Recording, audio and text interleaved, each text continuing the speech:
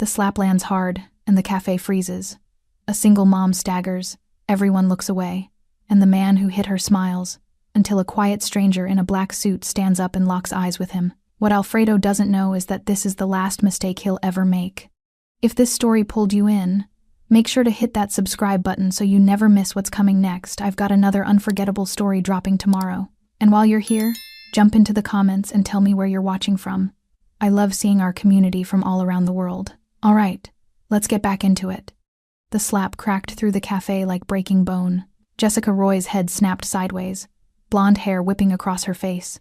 Her hand flew to her cheek, red, burning, numb. The cup she'd been holding hit the floor, ceramic shattering into a dozen pieces that scattered like her dignity across the tile. Alfredo Morales stood over her, muscular arms crossed, tattoos rippling as he laughed. "What's wrong, sweetheart? Cat got your tongue?" He leaned closer, his breath hot with arrogance. "This is what happens when you forget your place." Around them, the morning crowd went silent. Customers turned away, suddenly fascinated by their phones, their newspapers, their cooling coffee. No one stood, no one spoke, no one wanted to be next, but someone was watching. A man in a black suit rose slowly from the corner table, his movement so controlled it seemed choreographed. Serratos Pastrana didn't rush, he didn't shout, he simply stood tall, still, tattoos visible along his neck and hands like a map of violence written in ink. His eyes, dark and unreadable, fixed on Alfredo with the kind of attention that made the air feel heavier. Alfredo noticed him and sneered. "Sit down, hero. This doesn't concern you." Serratos said nothing. His hands calloused, scarred, adorned with rings that had cracked more than a few jaws, rested calmly at his sides. Those same hands had once orchestrated empires built on fear and loyalty, had ended careers with a phone call and lives with less. But that was years ago, buried beneath expensive fabric and carefully maintained silence. Alfredo saw a man in a suit. He didn't see the legend. He didn't know that those still hands had commanded rooms full of killers without raising a voice. He didn't know that the tattoos creeping up Serratos's neck were earned in blood, not bought in parlors. He didn't know that intervening here, in this cramped neighborhood cafe, would violate every rule Serratos had set for himself when he walked away from that life. And he certainly didn't know that touching Jessica again would be the last mistake he'd ever make as a free man. The morning had started like any other at Marlena's cafe, tucked between a laundromat and a paycheck advance store on the east side of town. Sunlight filtered through half-closed blinds, casting warm stripes across mismatched tables and cracked vinyl booths that had seen better decades. The smell of burnt coffee and reheated pastries hung in the air, familiar and oddly comforting. An older man nursed his third refill near the window, his weathered hands wrapped around the mug like it was the only warm thing left in his world. Two construction workers argued good-naturedly over a spread of grease-stained receipts, their voices low and rough. A mother with a stroller wrestled a toddler into submission with crackers and patience. This was Survival Central, the kind of place where people came not because the coffee was good, but because it was cheap and nobody asked questions, where single mothers like Jessica could sit for an hour on a $2 cup and no one bothered them, where men like Serratos could disappear into the background and pretend they were normal. Until someone shattered the illusion. Jessica had been trying to make herself invisible, hunched over her laptop at a corner table, pretending to work on her resume while nursing the same coffee for 90 minutes. Her blue dress, the only professional thing she owned that still fit, was wrinkled from being pulled out of a laundry basket that morning. Her makeup covered the sleepless circles under her eyes but couldn't hide the exhaustion that lived deeper. She hadn't seen Alfredo come in, hadn't noticed him until he was standing over her table blocking the light. "Jessica Roy." His voice had been loud enough to turn heads. "You've been avoiding me." She'd looked up, stomach dropping. "Alfredo, I didn't know you." 3 weeks. He'd cut her off, planting his hands on her table, knuckles white against the laminate. 3 weeks you owe me money, and 3 weeks you ignore my calls. "I'm working on it," she'd whispered, aware of every eye in the cafe sliding toward them. "I just need a little more time." "Time?" His laugh had been cruel. "You think I'm running a charity? You think because you got a pretty face and a sob story, the rules don't apply?" She'd tried to keep her voice steady. "I'll have it next week, I promise." That's when his hand had moved, fast and vicious, catching her across the cheek with enough force to rock her sideways. And now here they were, her face throbbing, his chest heaving with righteous anger, the cafe frozen in collective cowardice, and Serratos Pastrana standing between them like a wall made of silence. Jessica looked up at him through the tears she refused to let fall. He wasn't looking at her. His entire focus remained locked on Alfredo, his posture relaxed but somehow more threatening than any fighting stance she'd ever seen. I said, "Sit down." Alfredo's voice cracked slightly, the first hint of uncertainty creeping in. "This is a private matter." Serratos tilted his head, just slightly. When he finally spoke, his voice was quiet, too quiet for how much space it seemed to fill. "No." One word. Flat. Final. Alfredo's face flushed red. "You don't know who you're messing with, old man. You don't know what I'm capable of." "I know exactly what you're capable of." Serratos took a single step forward, and somehow that small movement made Alfredo take a large step back. "You're capable of hitting women who can't fight back. You're capable of being loud in places where people are afraid. You're very capable of being exactly what you are." The temperature in the café seemed to drop 10 degrees. "And what am I?" Alfredo's hands curled into fists, but they stayed at his sides. Serratos's expression didn't change. Small. For a moment, Jessica thought Alfredo might swing at him. His whole body tensed, muscles coiling, jaw clenching. The tattoos on his arms seemed to writhe with barely contained rage, but he didn't move. Something in Serratos's eyes stopped him. Something ancient and patient and absolutely certain. The café held its breath, and then Alfredo made his final mistake. He reached for Jessica's arm. Serratos moved. Not fast, he didn't need to be fast. Just precise. His hand shot out and clamped around Alfredo's wrist before his fingers could touch her sleeve, and the sound of that grip connecting was like a door slamming shut on every other possibility. Alfredo froze, his eyes going wide. "I told you," Serratos said softly, leaning in close enough that only Alfredo could hear the rest. "You don't touch her." Jessica watched Alfredo's face drain of color, watched his breathing quicken, watched something fundamental break behind his eyes.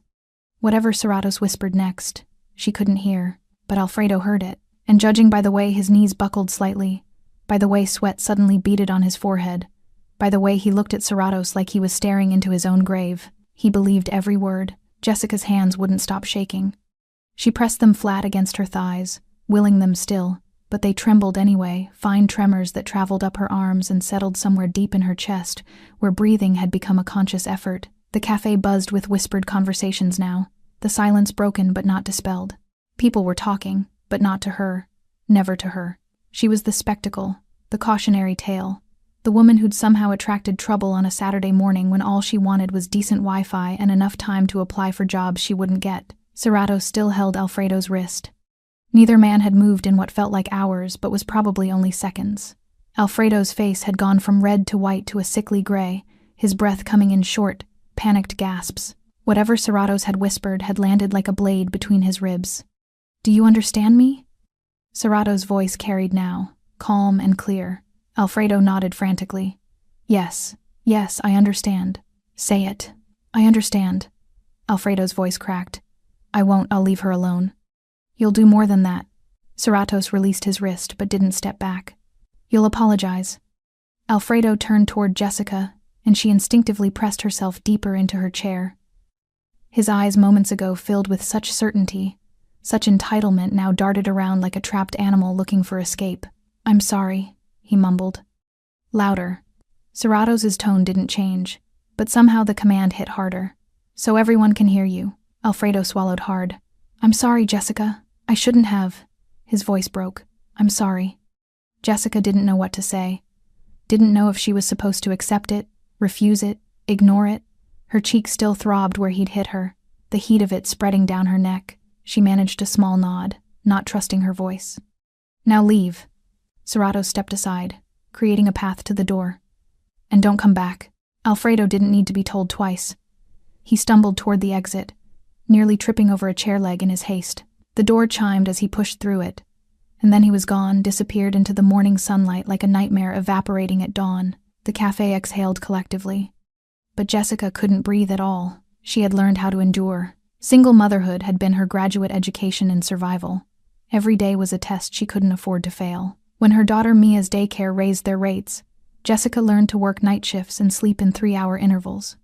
When her car broke down, she learned bus routes and the art of carrying groceries 2 miles in the rain. When Mia's father stopped returning calls and then stopped sending checks, Jessica learned that the only person she could rely on was herself, and she had learned, above all else, to stay quiet. Quiet women didn't attract attention. Quiet women could slip through the world without making waves, without disturbing the men who felt entitled to space and volume and other people's fear. She'd learned to make herself small in grocery store lines when men stood too close. Learned to laugh off inappropriate comments at her waitressing job because bills didn't pay themselves. Learned to cross the street when someone like Alfredo appeared on the sidewalk. But this morning, she'd been tired, distracted, desperate enough to meet him in public because she thought stupidly, naively, that a crowded cafe meant safety. She'd been wrong. And when his hand had connected with her face, when the sharp crack of it had echoed through Marlena's cafe, something inside her had broken. Not dramatically, not with fanfare, just a quiet, internal collapse. The final brick in a wall she'd been building for 3 years. The one that said she could handle this. She was managing, she was fine, she wasn't fine. She hadn't been fine in a very long time. "Are you hurt?" Jessica looked up, startled.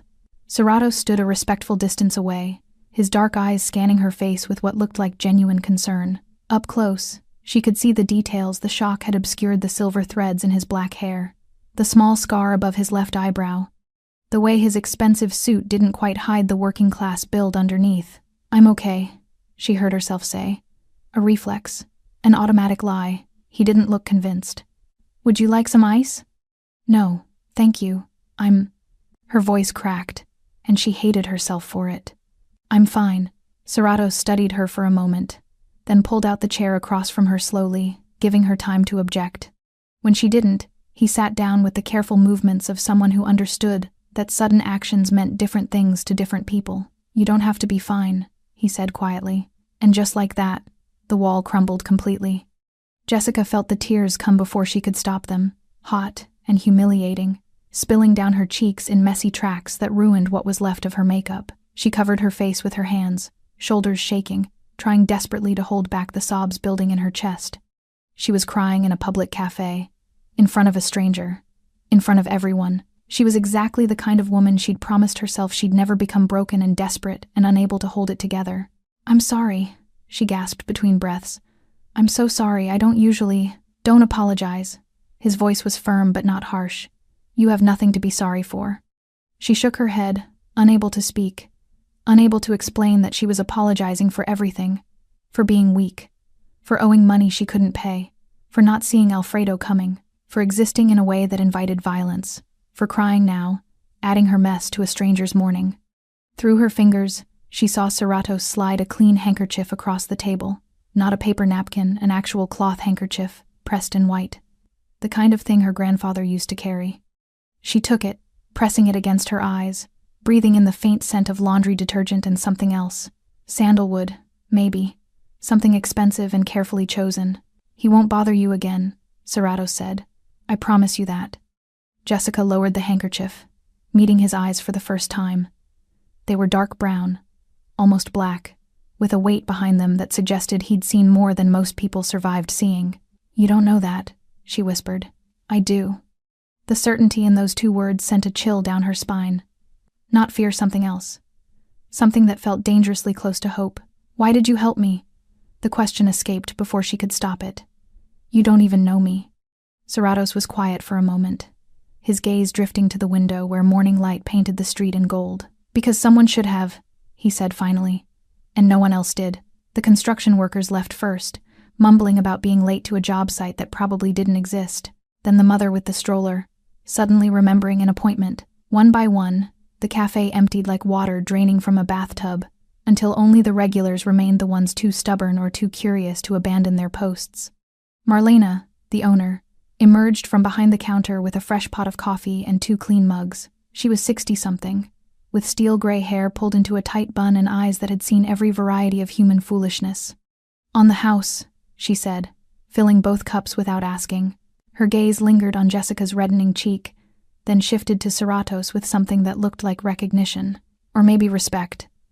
"You need anything else, you just holler." Serratos nodded once. "Thank you." Marlena squeezed Jessica's shoulder brief. Maternal then retreated back to her domain behind the espresso machine. Jessica wrapped her hands around the mug, letting the heat seep into her palms. The trembling had finally stopped, replaced by a hollow numbness that felt almost worse. She could feel the weight of lingering stares from the remaining customers, could practically hear their thoughts, Poor thing. Should have known better. What did she expect? Owing money to a man like that.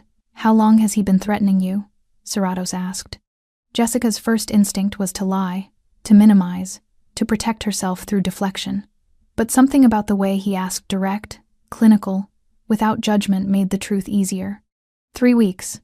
Since I missed the first payment. She stared into her coffee. I borrowed money from Mia. My daughter. She needed. Jessica stopped, swallowing hard. It doesn't matter what she needed. I couldn't afford it, and the bank wasn't an option. So I went to someone who doesn't ask questions. Alfredo. She nodded. A friend of a friend said he was reasonable, that he understood single mothers, gave better terms than the payday loan places. A bitter laugh escaped her. I was desperate enough to believe it. Serratos said nothing, just listened with that same focused attention he'd given Alfredo. But where his attention had felt threatening before, now it felt safe, like he was absorbing her words, holding them carefully. The interest doubled after the first week, Jessica continued, the words spilling out now. Then tripled. He started showing up at my work, at Mia's daycare. Always smiling, always polite in front of other people. But his eyes, she shuddered. He told me there were other ways to pay if I couldn't come up with the cash. Serratos' expression didn't change, but something shifted in the air around him. A tightening. A coldness that hadn't been there a moment before. And today? He asked quietly. Today I told him no. Jessica met his gaze. I told him I'd get him the money, all of it, but I wouldn't. I couldn't. Her voice broke. He didn't like that answer. How much do you owe him? 1,500, which might as well be 15,000. She laughed again, sharp and humorless. I'm 3 months behind on rent. I work 2 jobs and can barely afford groceries. I don't have $1,500. I don't have $15. Serratos reached into his jacket, and Jessica tensed instinctively, but he only pulled out a wallet, expensive leather, worn soft with age. He counted out bills with practiced efficiency, then slid them across the table. $2,000. Cash. Jessica stared at the money like it might bite her. I can't accept this. It's not a gift. His tone was matter of fact. Consider it a loan. No interest. Pay it back when you can. You don't even know me, she whispered. Why would you? Because Alfredo won't stop. Serratos folded his hands on the table. Men like him never do. Fear is their currency, and you've shown him you're afraid. That money, he nodded toward the bills, buys you freedom from him. What you do with that freedom is up to you. Jessica's throat tightened. She wanted to refuse, wanted to be the kind of woman who solved her own problems, who didn't need rescue, who could stand on her own 2 feet without a stranger's charity. But she also wanted to feed her daughter without choosing between electricity and groceries, wanted to sleep without jerking awake at every sound, wondering if Alfredo had found her apartment, wanted to stop being so tired all the time. I'll pay you back, she said firmly. Every cent, I promise. I know you will. He said it with such certainty that she almost believed him. She reached for the money with shaking hands, folding it carefully and tucking it into her purse. It felt heavier than paper should feel, heavier than hope had any right to be. Thank you, she managed. I don't know what else to say except thank you.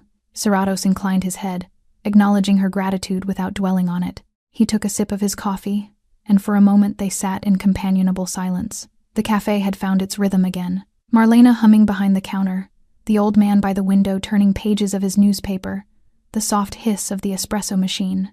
Normal sounds, safe sounds. Can I ask you something? Jessica ventured. Of course. When you grabbed Alfredo's wrist, she chose her words carefully. What did you say to him? He looked terrified. Serratos was quiet for a long moment, his gaze distant. When he finally spoke, his voice carried a weight that made her lean forward to catch every word. I told him that I knew where he lived, where his mother lived, where his sister worked. He paused. I told him that if he ever came near you again, if he so much as thought your name, I would make sure he regretted every choice that brought him to that moment. Jessica's pulse quickened. How did you know those things? I didn't. A ghost of a smile touched his lips, but he believed I did. That's what matters. She studied him, really looked at him for the first time. The expensive suit that didn't match the neighborhood. The tattoos that spoke of a different life. The absolute calm in his posture. Like violence was a language he'd learned fluently and then chosen to stop speaking. The rings on his fingers weren't just jewelry. They were weapons. tools, reminders. "Who are you?" she asked softly. Serratos met her eyes, and for just a second she saw something ancient and terrible looking back at her, something that had made choices she couldn't imagine and lived with consequences she'd never survive. "Someone who used to be someone else," he said finally. "Someone trying very hard to stay that way." Before Jessica could respond, the cafe door chimed, and Alfredo Morales walked back in. The cafe froze. Alfredo stood in the doorway, chest heaving, face flushed with something between rage and panic. His tank top was darker now, soaked with sweat. His hands trembled at his sides, not with fear, but with the kind of adrenaline that came from talking yourself into something stupid. He'd brought reinforcement. 2 men flanked him, both younger, both trying too hard to look dangerous. The one on the left had a neck tattoo that crept above his collar, some kind of snake or dragon. The one on the right kept his hand conspicuously in his jacket pocket, the universal sign of someone who wanted you to think they were armed. "Thought you could embarrass me?" Alfredo's voice cracked slightly, betraying the bravado. "Thought you could put your hands on me and just walk away?" Marlena reached for the phone behind the counter. Serratos raised one hand slightly, a small gesture, but she stopped, waited. Jessica's heart hammered against her ribs. The money in her purse suddenly felt like evidence, like something that would get them all killed. She started to stand, to run, to do anything. Serratos' other hand moved to the table, palm down. Not touching her, but close enough that she felt the instruction. "Stay still, stay quiet." She stayed. Serratos stood slowly, buttoning his suit jacket with casual precision. The movement was unhurried, almost bored, and somehow that made it more threatening than if he'd jumped to his feet. "You should leave," he said simply. Alfredo laughed harsh, desperate. "You think I'm scared of you, old man? You think because you got lucky once that means something?" He gestured to his companions. "There's 3 of us now, 3 against 1. You like those odds?" "No." Serratos tilted his head slightly. "But you're going to." The man on the right shifted his weight, hand still in his pocket. "Big talk for someone who's outnumbered." Serratos' gaze moved to him, slow, deliberate. "Take your hand out of your pocket." "Or what?" "Or I'll assume you're actually holding something, and react accordingly." His voice remained perfectly level. "Right now, I think you're bluffing. I think you're 19, maybe 20, and you've never pulled a trigger in your life. I think that's a pack of cigarettes or maybe a cell phone, and you're hoping I'm too scared to call you on it." The young man's face flushed. "But if you keep your hand there," Serratos continued, "I have to treat you like a real threat. And real threats don't leave here on their feet." The hand came out of the pocket, empty. Alfredo's jaw clenched. "You don't know who you're messing with." "Actually," Serratos said, "I do." He reached into his jacket, the same gesture that had produced his wallet moments ago. Every muscle in the room tensed. But when his hand emerged, it held only a phone. He swiped the screen, typed briefly, then turned it so Alfredo could see. Jessica couldn't make out the details from where she sat, but she watched Alfredo's face drain of color, watched his eyes go wide, then wider, watched his breathing quicken into something close to hyperventilation. "That's your apartment on Maple Street," Serratos said conversationally. "3rd floor, Unit 304. The lock is broken, has been for 6 months. Building manager keeps promising to fix it but never does." He scrolled. "That's your mother's house. The one with the blue shutters and the garden gnomes she collects. She waters them every morning at 7. Alfredo's lips moved soundlessly. "That's your sister Carla. Works at the medical clinic on 5th. Takes the bus, always the 8:15. Sits in the back because she gets motion sick up front." Another swipe. "That's your nephew Diego. 4 years old. Goes to Little Learners Preschool. His favorite color is orange. He carries a stuffed dinosaur named Rex everywhere." "Stop." Alfredo's voice came out strangled. "Stop it." Serratos lowered the phone. "I can keep going. I know where your cousin works. I know which bar your friends drink at. I know the grocery store your mother goes to, the pharmacy where she picks up her blood pressure medication, the church she attends every Sunday." The man with the neck tattoo took a step backward.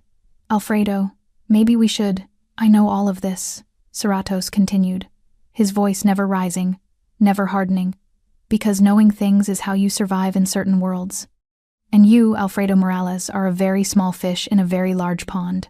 You think you're dangerous because you can hit women and scare people who can't fight back. But real danger?" He paused.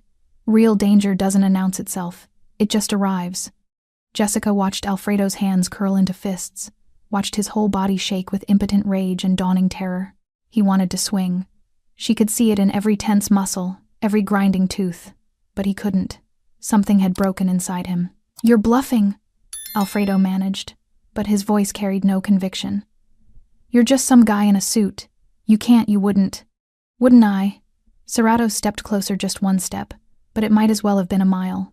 "You walked into a public place and struck a defenseless woman.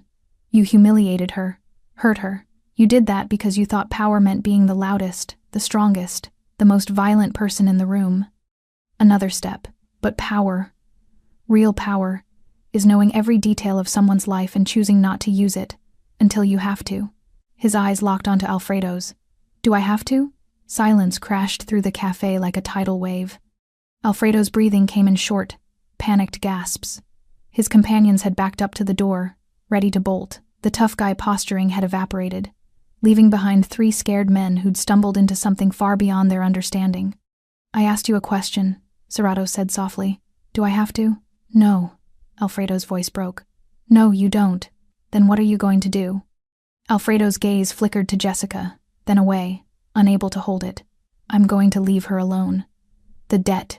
It's gone. Forgotten. Say her name." "What? You used her name when you wanted to hurt her. Use it now when you're promising to stop." Alfredo swallowed hard. "Jessica. I'll leave Jessica alone. I swear. The money, she doesn't owe me anything. We're done." Serrato studied him for a long moment, then nodded once. "Good. Now leave. All of you." "And Alfredo?" He waited until the man met his eyes. "If I hear your name connected to hers again, if she has a flat tire, if her daughter gets scared at school, if anything unfortunate happens in her life, I'll know where to find you. And I won't be this polite." Alfredo practically ran for the door, his companion stumbling after him. The door chimed, and they were gone.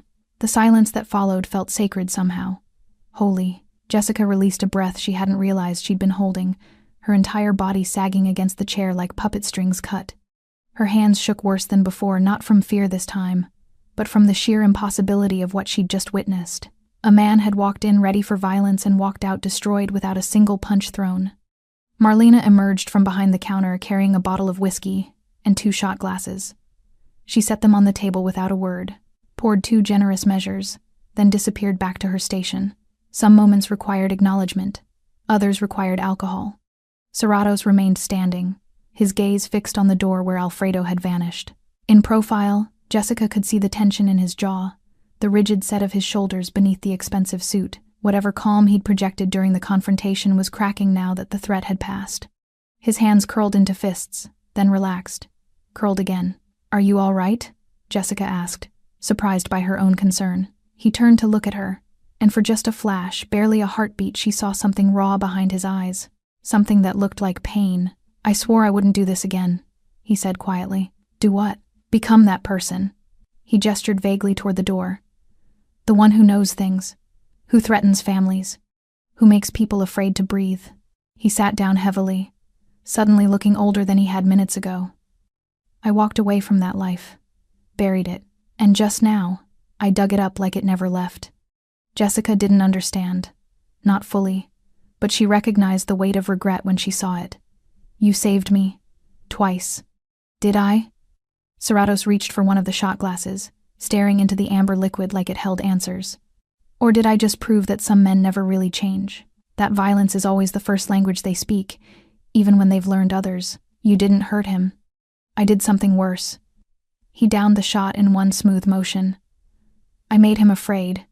Fear is slower than pain, but it cuts deeper. It follows you home, wakes you at 3 a.m, makes you see threats in every shadow." His voice dropped to something barely audible. "I learned that lesson a long time ago. In a different life." Jessica took her own shot, wincing as the whiskey burned down her throat. "What kind of life?" For a long moment, she thought he wouldn't answer.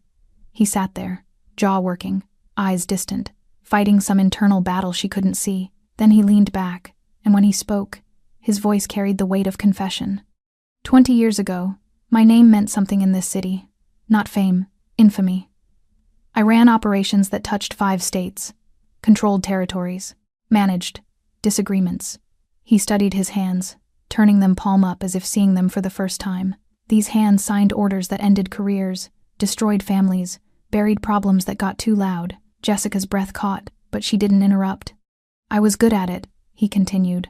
Too good. Started young, rose fast, built an empire on loyalty and fear in equal measure. People respected me. Not because they liked me, because they understood what happened when you crossed me. His thumb traced the scar above his eyebrow. Got this from a man who thought he could take what was mine. He was wrong. They were all wrong. The cafe felt smaller suddenly, closer. I had everything a man like me could want. Money, power, control. I walked into rooms and watched grown men calculate their words before speaking.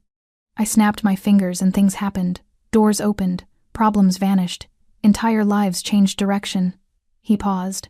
And then I met Sophia. The name came out different from the others. Softer, careful. She worked at a clinic in the East District. Nurse, saw me come in with a knife wound I couldn't take to a hospital. She patched me up, told me I was an idiot, and charged me $20 for supplies. A ghost of a smile touched his lips. She had no idea who I was, didn't care. When I tried to give her $500, she refused. Said if I had that kind of money lying around, I should donate it to the children's ward. Jessica found herself leaning forward, caught in the story. I fell in love with her because she saw a man bleeding and nothing else. No reputation. No fear. Just someone who needed help. His voice roughened. She made me want to be the person she thought I was. So I tried. Started pulling back from the business. Delegating. Planning an exit. What happened? Jessica whispered. Rivals happened. Enemies happened. People who saw weakness in a king stepping down from his throne. Serratos's hands curled into fists again. They came for her. Thought they could leverage me, force me back into the game. They didn't kill her, didn't need to. Just scared her badly enough that she finally asked who I really was. He was silent for a long moment. I told her everything, every ugly truth, every choice I'd made, every consequence I'd caused, and she looked at me like I was a stranger. Because I was. He exhaled slowly. She left the next morning, wrote me a letter saying she couldn't love someone capable of the things I'd done. That violence, even distant violence, even justified violence, had a cost she couldn't afford to pay. Jessica's chest tightened. Don't be. She was right. Serratos met her eyes. That's when I walked away. Really walked away. Dismantled what I'd built, piece by piece. Paid people off. Called in favors. Made arrangements. It took 3 years to disappear, but I did it. Became someone new. Someone quiet. And you've been that person ever since? Until today. His jaw clenched. Until I saw that man hit you and remembered exactly who I used to be. How easy it is to slip back into old patterns. How good it feels to have that kind of power again. But you didn't hurt him, Jessica insisted. You could have. I saw it in your eyes, you could have destroyed him. But you chose not to. I chose restraint, Serratos corrected. That's not the same as being good. That's just being controlled. Jessica reached across the table, her hand hovering near his. Not touching, but close. You protected me. Whatever you were before, whoever you used to be today, you were someone who stood up when no one else would. His eyes found hers, searching for something. Absolution, maybe, or permission to believe her. Sophia was right about one thing, he said finally. Violence has a cost, and I've been paying it for 5 years. He stood, straightening his jacket, composing himself back into the calm, controlled man who'd first stood up. But some debts are worth it. He pulled out his wallet, left $200 bills on the table, far more than their coffee cost, and turned toward the door. Wait, Jessica called. Will I see you again? Serratos paused, his hand on the door. I hope not. For both our sakes. Then he was gone, disappearing into the morning sunlight, leaving Jessica alone with questions that tasted like whiskey and felt like hope. Alfredo Morales made it 3 blocks before his legs gave out. He collapsed against the brick wall of a closed pawn shop, sliding down until he hit the pavement. His chest heaved, lungs working like he'd just finished a marathon. Sweat poured down his face, stinging his eyes, soaking through his shirt. His companions had scattered the moment they left the cafe. No loyalty there. No brotherhood. Just 2 idiots who'd finally recognized real danger and wanted no part of it. Alfredo was alone. His phone buzzed in his pocket, probably his crew asking where he was, why he'd bailed on the card game they'd planned. He couldn't answer, couldn't form words. could barely form thoughts beyond the single terrible truth that kept looping through his brain. He knows everything. He knows everything. He knows everything. Not just surface details. Not just public information anyone could find on Facebook or Instagram. Serratos Pastrana knew things Alfredo had never told anyone. Private things. Family things. The kind of intimate knowledge that meant either surveillance so thorough it bordered on omniscient, or connections so deep they touched every corner of Alfredo's world. Either option was terrifying. His hands shook as he pulled out his phone, staring at the screen like it might bite him. Who could he call? Who could help? His cousin Javier ran with a tougher crew guys who actually carried weapons, who'd done real time. But even as he scrolled to the number, Alfredo's thumb hesitated. What would he say? Some guy in a suit threatened me without touching me and I'm scared? They'd laugh him out of the room, call him weak, a coward, everything he'd spent years proving he wasn't. Except maybe he was. Maybe he'd always been. Alfredo had built his reputation on intimidation, on being louder, bigger, more willing to cross lines than the desperate people who came to him. Single mothers, struggling workers, people so buried in debt they'd accept his predatory terms because they had no other options. People like Jessica Roy, he'd felt powerful when he hit her. Righteous, even. She disrespected him, refused his very reasonable offer, acted like she was better than the situation she'd put herself in. Someone had to teach her how the world worked. Someone had to show her that actions had consequences. The slap had felt good. The fear in her eyes had felt better. And when no one in that cafe moved to stop him, when they all looked away like they always did, Alfredo had felt invincible, untouchable, a king in his small kingdom. Then Serratos Pastrana had stood up, and Alfredo's kingdom had crumbled into dust. His phone buzzed again, this time a text from his mother. "Mijo, are you coming for dinner Sunday? Making your favorite?" Alfredo stared at the words, and something broke inside him. His mother. Her little house with the blue shutters and the ridiculous garden gnomes she loved like children. The woman who'd worked 3 jobs to keep him fed after his father left, who'd believed him every time he promised he was going straight, getting legitimate work, leaving the street life behind. The woman Serratos Pastrana could reach with a phone call. Alfredo's stomach churned. He leaned over and vomited into the gutter, hot, acidic, humiliating. When he finished, he stayed there on his hands and knees, gasping, tasting bile and fear in equal measure. How long had Pastrana been watching? Days? Weeks? Had he photographed Alfredo's family, followed his mother to church, watched his nephew play at preschool? The questions spiraled, each one worse than the last, until Alfredo couldn't distinguish between paranoia and reality. Every car that passed suddenly seemed suspicious, every pedestrian a potential spy. The city he'd navigated with such confidence now felt like a minefield, where every step might trigger consequences he couldn't see coming. This was worse than a beating. A beating had an end. You took your hits, healed up, moved on. Maybe you got revenge, maybe you didn't, but at least you knew where you stood. This was infinite, open-ended. A threat that hung over everything Alfredo did, every choice he made, every person he cared about. Serratos hadn't hurt him, had barely touched him, but Alfredo would carry this moment for the rest of his life. He'd wake up at 3 in the morning wondering if today was the day Pastrana changed his mind. He'd see his mother and think about how vulnerable she was. He'd watch his nephew play and calculate how easily that joy could be shattered. Fear was a cage without bars, and Alfredo had just been locked inside. His phone buzzed a 3rd time. Different number. One he didn't recognize. Against every instinct, he answered. Alfredo Morales. The voice was unfamiliar male, professional, carefully neutral. "My name is Ramon. I work for certain people who've taken an interest in your recent activities." Alfredo's blood ran cold. "I don't know what you're—" "The cafe on Morrison Street, 47 minutes ago. You had an interaction with Serratos Pastrana." Silence. Alfredo couldn't breathe. "I'm calling to give you advice." Ramon continued. "Free advice, which you should take seriously. Walk away from Jessica Roy. Forgive the debt. Forget her name. Pretend she never existed." "Who are you?" Alfredo managed. "Someone who remembers when Pastrana ran half this city, when his word was law and his patience was legend, right up until it wasn't." A pause. "He's been retired for 5 years, quiet, peaceful, bothering nobody. But men like him don't forget how to be what they were. They just choose not to be." "He threatened my family," Alfredo whispered. "No," Ramon corrected. "He gave you information. There's a difference. He showed you that he could threaten your family without actually doing it. That's restraint. That's him being merciful. The voice hardened. Don't mistake mercy for weakness. Don't test whether he's still capable of following through. Because I promise you, he is.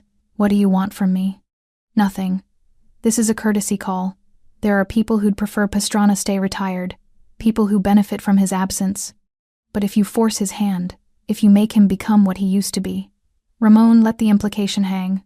Well, that would be bad for everyone. Especially you. The line went dead. Alfredo sat there, phone pressed to his ear, listening to silence. When he finally lowered it, his hands were shaking so badly he nearly dropped it. He thought about going after Jessica anyway. About proving he wasn't scared. About gathering his crew and… No. That was pride talking. And pride was expensive. Alfredo pulled up his contact list, found Jessica's number, and blocked it. Then he deleted it entirely. Opened his Ledger app and erased her debt. Removed every trace of her from his phone, his records, his memory. She didn't exist. She'd never existed. And if Alfredo was very, very lucky, Serrato's Pastrana would forget he existed too. He pulled himself to his feet, legs still unsteady, and started walking. Not home. Not to his mother's. Not anywhere familiar. Just walking, trying to outrun the fear he knew would follow him forever. Jessica stayed in the cafe for another hour after Serratos left. She told herself it was because she needed the Wi-Fi to finish her job applications. That the coffee was already paid for. That Mia wouldn't be done with her playdate until 3, so there was no rush. But the truth was simpler and more complicated. She didn't know how to leave. The cafe had become something different in the span of 90 minutes. It had been the place where she was humiliated, then the place where she was saved, and now it was the place where she had to figure out what came next. The money in her purse felt like a bomb. $2,000 in cash, more than she'd held at one time in years. Freedom. Possibility. A chance to breathe. And yet, you gonna stare at that laptop all day or actually type something? Marlena appeared with a fresh pot of coffee, topping off Jessica's mug without asking. Sorry, I'll order something else. Did I ask you to order? Marlena's tone was gruff but not unkind. She pulled out the chair Serratos had occupied and sat down with a heavy sigh. Been running this place for 32 years. Seen a lot of things. Today was something new. Jessica's fingers wrapped around the warm mug.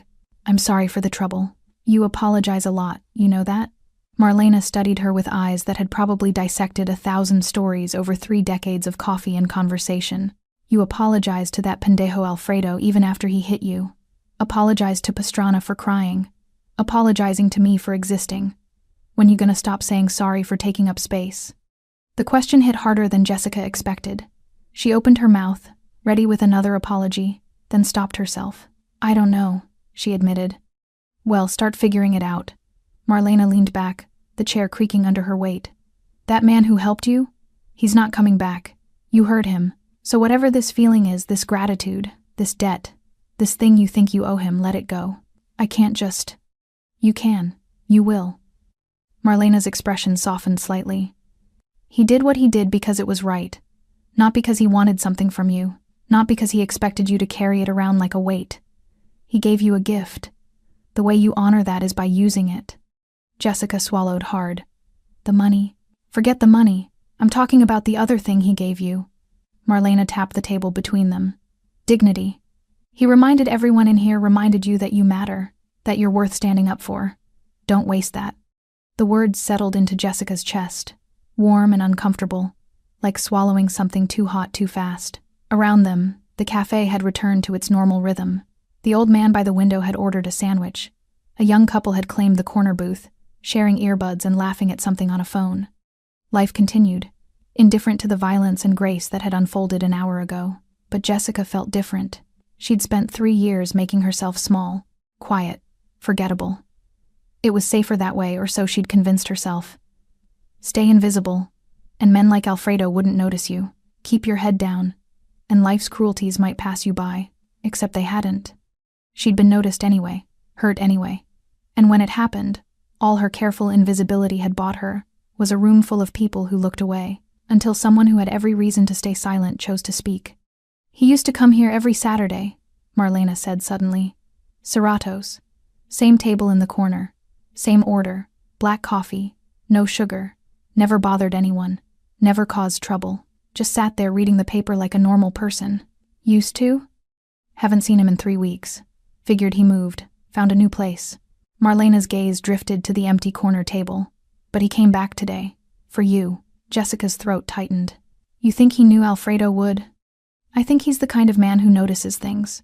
Who probably saw that bastardo hassling you before and made a choice to stay close. Marlena stood, gathering the empty coffee pot. And now he's gone again. Because that's what good men do when they carry bad pasts. They help and they disappear before they can do more harm. She walked away before Jessica could respond, leaving her alone with thoughts that tasted like coffee and felt like revelation. Jessica's phone buzzed. A text from her friend Lisa. How's Mia's playdate?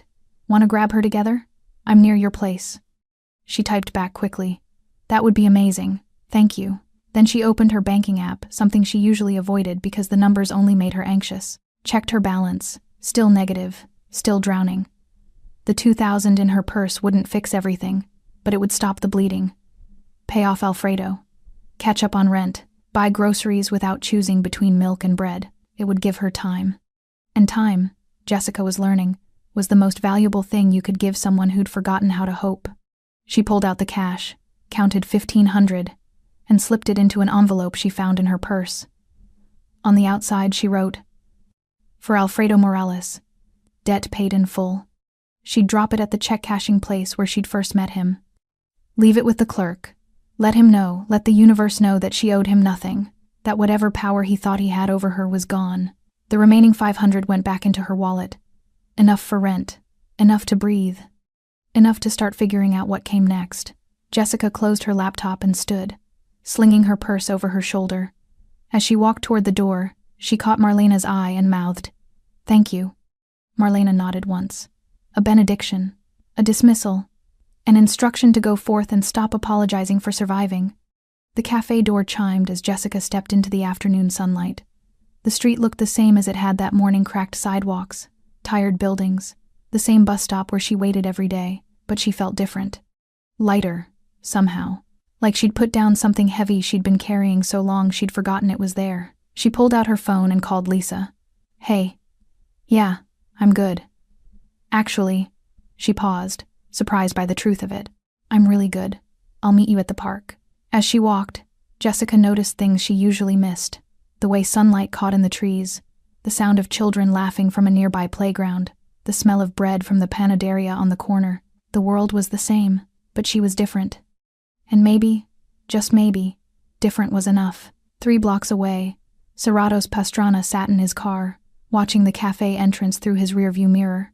He saw Jessica emerge, saw her pause, shoulders straightening, saw her pull out her phone and actually smile at whatever she heard. Then she walked away, head high, and disappeared around the corner. Serratos released a breath he didn't know he'd been holding. Stay gone, he whispered to himself. Stay good. Then he started the engine and drove in the opposite direction, toward the past he'd promised himself he'd never revisit. The text came 3 days later. Serratos was in his apartment, a modest 2-bedroom in a building that asked no questions and remembered no faces when his phone buzzed with a number he hadn't seen in 5 years. We need to talk. R. He stared at the screen, thumb hovering over the delete button. Ramon, his former consigliere, the man who'd handled everything Serratos couldn't or wouldn't do himself, the bridge between the legitimate world and the one built on fear and favors, the man he'd specifically told never to contact him again. Serratos typed, No, we don't. The response came immediately. Cafe incident, made waves. People are asking questions. Meet me. 1 hour. Old place. He should refuse. Should block the number, throw the phone in a drawer, pretend the message never arrived. That's what the new Serratos would do, the quiet one. The man who drank coffee and read newspapers and lived like violence was something that happened to other people. But the old Serratos, the one who'd surfaced in that cafe, who'd threatened a man's family with the ease of breathing, that version was curious. 1 hour? He typed back. The old place was a restaurant in the warehouse district, the kind that served excellent food to people who preferred their conversations private. Serratos arrived exactly on time, scanning the room with instincts that hadn't dulled despite years of disuse. Ramon sat in the back corner booth, looking older but no less sharp. Silver threaded through his dark hair now, and he'd traded the flashy suits for something more conservative. But his eyes dark, calculating, missing nothing those hadn't changed. You look good, Ramon said as Serrato slid into the booth. "Retirement agrees with you. I'm not here for small talk." "No. You're here because a man named Alfredo Morales walked into Marlena's cafe and walked out terrified." Ramon sipped his espresso. And now people who'd forgotten about Serrato's pastrana are remembering why they used to be afraid. Serratos's jaw tightened. "I helped someone. Nothing more." "You revealed yourself. That's everything." Ramon leaned forward. "Do you know how many people I've fielded calls from in the past 72 hours? People who thought you were dead. People who thought you'd left the country. People who'd built their operations assuming you'd never come back. I'm not coming back. They don't know that. All they know is that the man who once controlled half this city just demonstrated he still has reach, still has knowledge, still has teeth." Ramon's voice dropped. "You've destabilized an equilibrium that took 5 years to build." Serratos felt something cold settle in his chest. "What do you want, Ramon? I want to know your intentions. Because right now, there are 3 different factions trying to decide if you're a threat or an opportunity. The Koreans think you're planning to reclaim territory. The Italians are debating whether to welcome you back or eliminate you preemptively. And the independents." He shook his head. "They're scared. Scared people make bad decisions. I threatened one small-time loan shark. That's all." "You think that's all?" Ramon pulled out his phone, scrolled, turned it toward Serratos. "Alfredo Morales has stopped operating entirely, forgave every outstanding debt, closed his books. Word is he won't even leave his apartment." Serratos said nothing. His crew scattered. Nobody wants to be associated with the man Serratos Pastrana personally warned off. Ramon pocketed his phone. "You created a vacuum, and nature abhors a vacuum. That's not my problem. It will be when someone tries to fill it by testing whether you're really as dangerous as the stories say." Ramon's expression hardened. "You can't be half-retired, Serratos. Either you're out completely, invisibly out, or you're in. There's no middle ground. Not in this world." The words hit like a physical blow because Serratos knew they were true. He'd built his reputation on certainty, on being exactly what he appeared to be. The moment he introduced ambiguity, he became a target. "What do you suggest?" he asked quietly. "Disappear. Really disappear this time. New city, new name.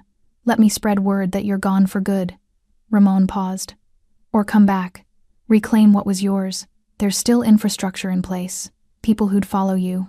Money that never got redistributed." "No, then disappear." Serratos thought about his apartment, his Saturday mornings at Marlena's, the carefully constructed quiet life he'd built from the ashes of his old one.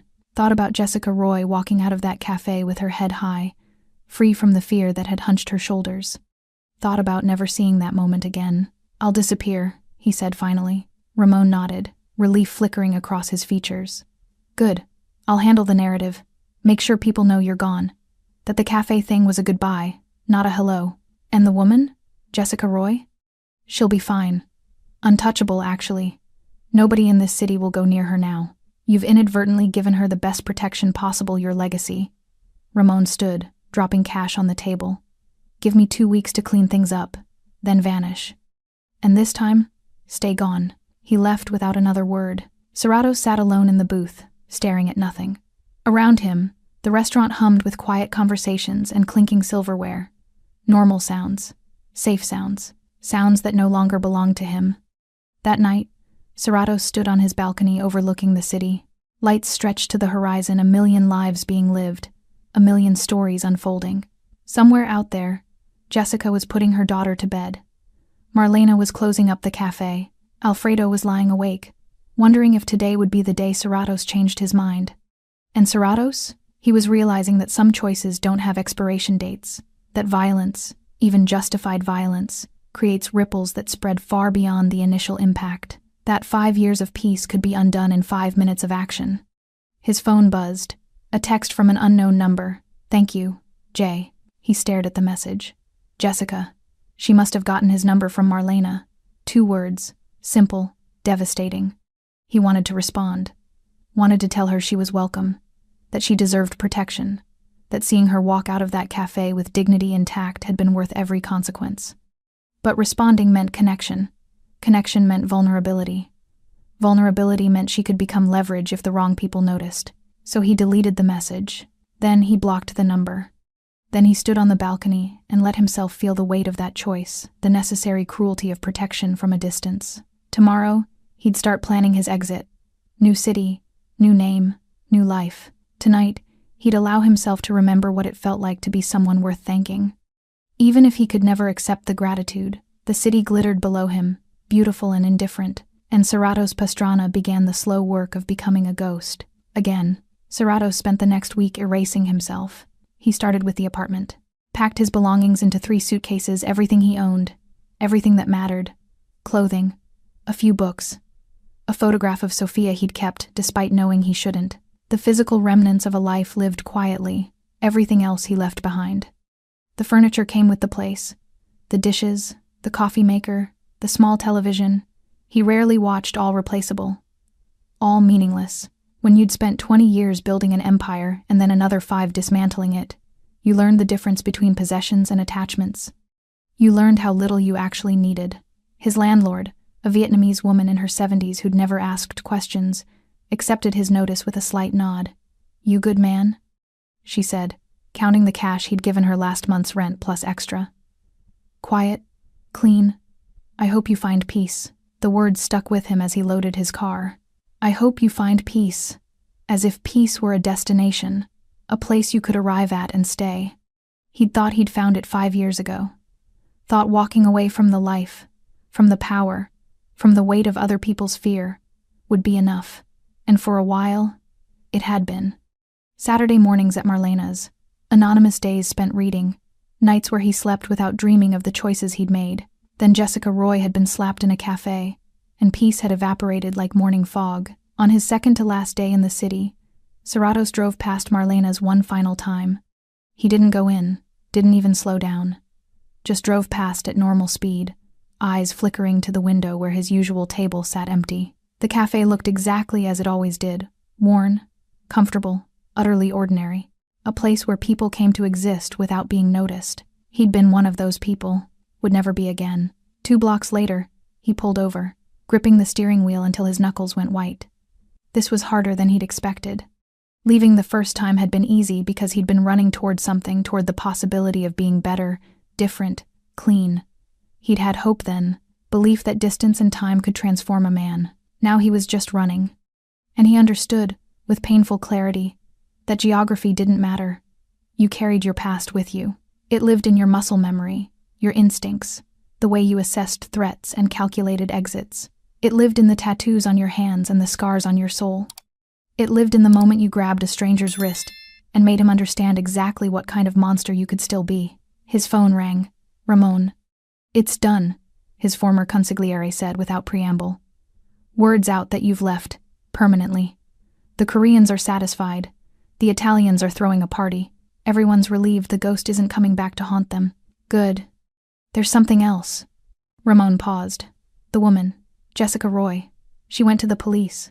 Serratos's blood went cold. "What? Not about you. About Alfredo. Filed a report about the assault, the loan sharking, everything. She gave them names, dates, records she'd kept." Ramon's voice carried something that might have been admiration. "She's not hiding anymore. She's fighting." Something warm and painful bloomed in Serratos's chest. Pride, hope, the knowledge that his intervention hadn't just saved her, it had reminded her she was worth saving. "Will she be safe?" he asked. "Safer than most. Alfredo won't retaliate, and I've put word out that she's protected. Nobody touches her. Ever." Ramon was quiet for a moment. "You did good, Serratos. Even if it complicated everything, you did good. Doesn't feel like it. It never does. But that woman is alive and fighting because you stood up. That counts for something. They said their goodbyes, final ones this time. No promises to stay in touch. No assurances they'd meet again. Just the acknowledgement that some chapters end completely." Serratos sat in his car, engine idling, watching the city wake up around him. Morning commuters rushing to jobs, parents walking children to school, the ordinary machinery of life grinding forward, indifferent to the small dramas and large consequences that shaped individual fates. He thought about driving to the café one more time. Thought about walking in, ordering coffee, sitting at his table. Thought about seeing if Jessica might be there, might look up, might smile. Thought about all the ways that could go wrong. Instead, he pulled back into traffic and drove toward the highway, toward the state line, toward whatever came next. The drive took 6 hours. Serratos arrived in a mid-sized city he'd chosen almost at random, big enough to disappear in, small enough to navigate. He'd rented an apartment online, sight unseen, paid 6 months up front in cash through a service that specialized in discretion. The building was unremarkable. The apartment more so. 1 bedroom, basic furniture, a window that overlooked a parking lot. It could have been anywhere, could have been nowhere. That was the point. He unpacked slowly, methodically, hung his clothes, arranged his books, set Sophia's photograph on the nightstand, then moved it to a drawer. Some ghosts needed to stay buried. When he finished, the apartment looked barely lived in, temporary, transitional, like he was still leaving even as he arrived. Serratos stood in the center of the empty living room and let himself feel the full weight of what he'd done. He'd helped someone, saved someone, and the cost was everything he'd built in 5 years of careful invisibility. The cost was peace, but maybe peace had always been an illusion. Maybe men like him didn't get to retire, didn't get to walk away clean. Maybe the best they could hope for was to choose their moments, to use their violence sparingly, carefully, only when someone crossed a line that couldn't be uncrossed. He'd crossed his own line in that cafe, and he'd do it again. That realization settled into his bones like certainty. If he saw another Jessica, another moment where someone needed protection and no one else would provide it, he'd stand up. He'd intervene. He'd become the thing he'd spent 5 years trying to forget. Because some truths were inescapable. Violence lived in him. Would always live in him. The question wasn't whether to use it, but when. And for whom. Serratos walked to the window, looking out at a city he didn't know filled with people he'd never meet. Somewhere in his old city, Jessica Roy was rebuilding her life. Marlena was pouring coffee, Alfredo was learning to live with fear, and Serratos Pastrana? He was learning that redemption wasn't a destination. It was a choice you made every single day, sometimes quietly, sometimes with someone else's wrist in your hand and whispered threats in their ear, always with the knowledge that the man you were would always shadow the man you wanted to be. He closed the curtains. Tomorrow, he'd find a new cafe, a new table, a new attempt at peace. Tonight, he'd let himself remember what it felt like to matter, even if mattering meant leaving. Jessica Roy stood in front of the bathroom mirror, practicing. "My name is Jessica Roy, and I'm here to interview for the administrative assistant position." Her voice sounded stronger than it had a week ago. Steadier. She'd been practicing for 3 days now, ever since she'd received the call back from the law firm downtown. A real job. Benefits, salary instead of hourly wages and crossed fingers. A future. Mia appeared in the doorway, clutching her stuffed rabbit. "Mommy, you look pretty." Jessica turned, smoothing down the blue dress, the same one she'd worn to the cafe, now cleaned and pressed. She'd thought about buying something new with Serratos' money, but decided against it. This dress had survived the worst moment of her life. It deserved to see the best ones too. "Thank you, baby." She knelt down, eye level with her daughter. "You're going to stay with Miss Lisa today, okay? And when I pick you up, we'll get ice cream, even if you don't get the job?" Jessica smiled. Even then, because she'd learned something in that cafe, something that had taken root in the days since. Her worth wasn't conditional, wasn't dependent on whether she succeeded or failed, whether she had money or didn't, whether someone chose to help her or look away. She existed, she mattered, and that was enough. The police report had been terrifying to file. She'd sat in that sterile room, telling her story to a detective who'd probably heard 1,000 versions of it, wondering if Alfredo would retaliate, if reporting him would make things worse instead of better. But the detective had listened, had taken notes, had told her she was brave. And 2 days later, she'd received a call. Alfredo Morales was under investigation. Multiple women had come forward after Jessica's report. He wouldn't be threatening anyone for a long time. She'd cried when she hung up. Relief, gratitude. The strange, weightless feeling of a burden lifted. The interview went better than she'd hoped. The managing partner, a woman in her 50s with kind eyes and no-nonsense demeanor, asked about her work history, her skills, her ability to handle difficult situations. Jessica thought about Alfredo, about standing in that cafe with her cheek burning and her dignity in pieces, about choosing to file that police report even though every instinct screamed to stay quiet. "I'm good under pressure," she said, "and I don't give up easily." The partner smiled. "When can you start?" Jessica picked Mia up from Lisa's apartment, true to her promise. They went for ice cream at the small shop near the park, 1 scoop each. Chocolate for Mia, vanilla for Jessica. They sat on a bench in the afternoon sun, watching other children play. "Did you get the job?" Mia asked, chocolate rimming her mouth. "I did. Because you're smart? Because I tried." Jessica wiped her daughter's face with a napkin. "And sometimes that's enough." They finished their ice cream in comfortable silence. Around them, the city hummed with its usual chaos, cars honking, people talking, the distant sound of construction, the same sounds that had filled the background of Jessica's life for years, but she heard them differently now. Not as noise, but as evidence. Evidence that life continued, that the world kept turning, that moments of violence and grace could exist side by side, and neither one defined you completely. You defined yourself. That evening, after Mia was asleep, Jessica sat at her small kitchen table with a pen and paper. She wrote, "Dear Serratos," then stopped. What could she possibly say? Thank you felt inadequate.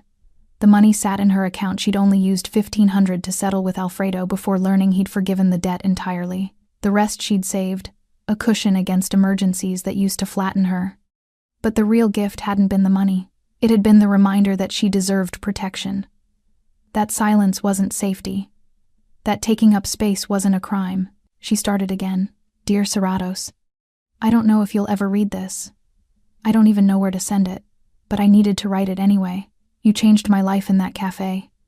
Not just by stopping Alfredo, but by showing me what strength looks like. Real strength. The kind that doesn't need to be loud or violent. The kind that chooses restraint but could choose otherwise. I filed a police report. I got a job. I'm rebuilding. And every time I want to make myself small again, to disappear, to apologize for existing, I remember you standing up. I remember that someone thought I was worth defending. I hope you found your peace. I hope wherever you are, you're not carrying the weight of that moment as burden. Because for me, it was salvation. Thank you, Jessica." She folded the letter carefully, slipped it into an envelope, and wrote, "Serratos Pastrana" on the front. She had no address, no way to send it. But she tucked it into her desk drawer anyway.